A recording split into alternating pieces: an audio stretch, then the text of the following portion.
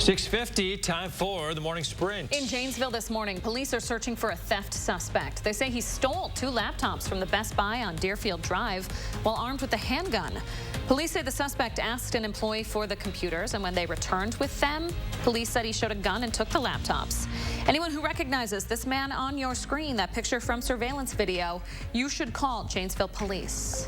The race to replace retiring Milwaukee area Senator Alberta Darling is heating up. State Representative Janelle Brandtjen announcing she's now running for the open seat. Brandtjen has been a critic, you could say, of the 2020 election, even running an investigation that competed with Assembly Speaker Robin Vos. She even went as far to endorse Vos's primary opponent. Brandtjen's currently running against at least one other Republican, Dan Knodel, in the primary. Both represent 2 of the 3 districts that make up that Senate seat. The man charged with randomly killing a Columbia County man inside his home more than 3 years ago is now serving a life sentence. However, 45-year-old Jason Kajewski will be eligible for extended supervision after 30 years. Last week, he pleaded guilty to a single charge of intentional homicide for his role in the death of Keith Wolf in September of 2019. It happened inside his home in the town of Leeds. U.S. House expected to pass the Respect for Marriage Act today. It would ensure the nationwide recognition of same-sex marriage. The Senate passed it last week with support from 12 Republicans. President Biden says he will sign it into law. It may be another cold and dark day for tens of thousands of people in Moore County, North Carolina. They're still without power after someone intentionally targeted multiple power stations with gunfire over the weekend. Schools canceled once again today. The power company says it could take days before electricity is fully restored. The FBI is investigating but doesn't consider the attacks to be domestic terrorism. UW-Platteville and Madison College marking a new step in the engineering partnership between the 2 institutions. The updated agreement will designate Madison College as an official UW-Platteville engineering partnership site. This adds the UW-Platteville Bachelor of Science degree in Industrial and Systems Engineering to the existing pathways for Madison College students. Police are looking for a suspect they say hit a man in the head with an axe before robbing him. Officers say a 54-year-old was walking around Tira Road on the east side by the mall Sunday when the suspect grabbed him and demanded his wallet. The suspect allegedly followed him to his hotel on Easttown Boulevard and then hit him in the head with an axe. The man did have to go to the hospital, but he is doing okay. The Department of Homeland Security is giving states 2 more years before it starts enforcing the Real ID requirements. The new deadline is now May 7th, 2025, at which point all state driver's licenses must meet security standards established by the Real ID Act. After the deadline, IDs that don't meet those standards won't be accepted by federal agencies, including the TSA. Hollywood mourning the loss of actress Kirstie Alley this morning. Alley won an Emmy for her role on Cheers and starred in films including Look Who's Talking.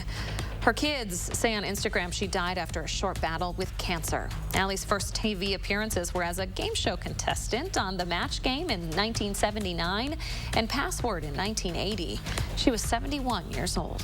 The Supreme Court just took up another case pitting free speech against gay rights. The case involves a Colorado web designer who says creating pages for same-sex weddings conflicts with her religious beliefs. Attorneys argue that artists, unlike other vendors, are protected by free speech, but Colorado state law bars businesses from discriminating based on race, gender, sexual orientation, religion, and other grounds. PepsiCo is reportedly planning to eliminate hundreds of corporate jobs in North America, mostly affecting its beverage unit.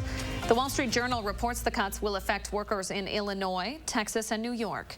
Employees were sent a memo saying the move is intended to simplify the organization so Pepsi can operate more efficiently.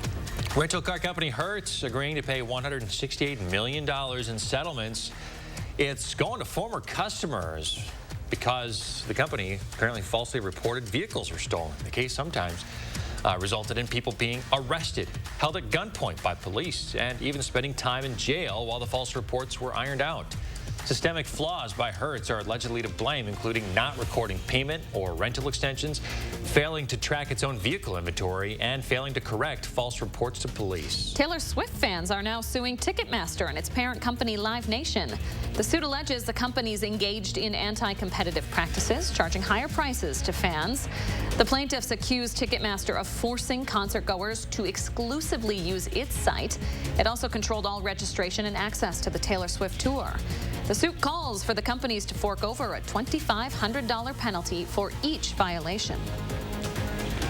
And we have another day with light rain or light snow, and temperatures actually getting close above freezing too. You can see the temperatures right now, light rain or light snow, mainly south of the Dells, closer as you get towards Madison. We'll see that come through today. Temperatures overall pretty good. You're just starting to see that come into Grant County right now. That'll stretch further as we go later on. You can see it's stretching all the way through. About noon, it should get to the Madison. Areas will then transition to light rain, mainly wet roads. We're not looking at any type of snow accumulation. That's the thing, but we're paying attention to going Thursday night into Friday for the accumulation snow, and that's why we do have an alert day. You can see that in the 10-day forecast. 1 to 3 inches of potential there, and we'll update that as we get closer to the event. Greg Barnhart, thank you very much. Stay with us, folks. Another news and weather update coming in half an hour. Okay, I can't see.